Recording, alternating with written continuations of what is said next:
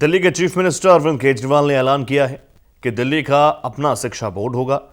Cabinet के इस फैसले को मंजूरी मिल चुकी है।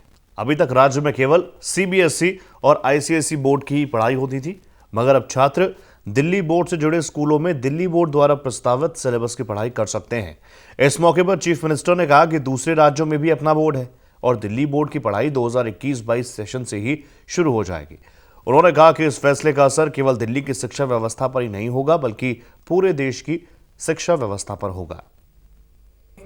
दिल्ली की कैबिनेट में Delhi board of school education के गठन की अप्रूवल दे दी है।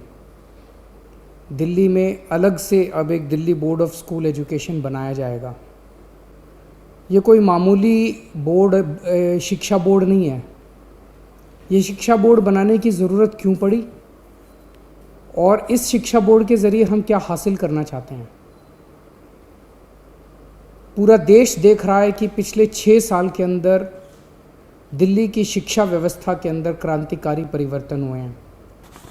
अब ये तय करने का समय आया है कि स्कूलों में क्या पढ़ाया जा रहा है और कैसे पढ़ाया जा रहा है। इस निर्णय से मैं व्यक्तिगत तौर पे बहुत ज़्यादा खुश हूँ, उत्साहित हूँ।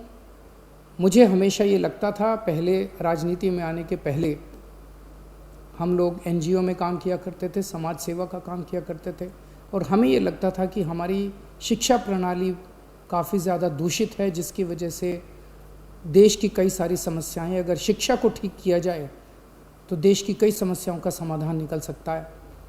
पिछले 6 साल की हमारी यात्रा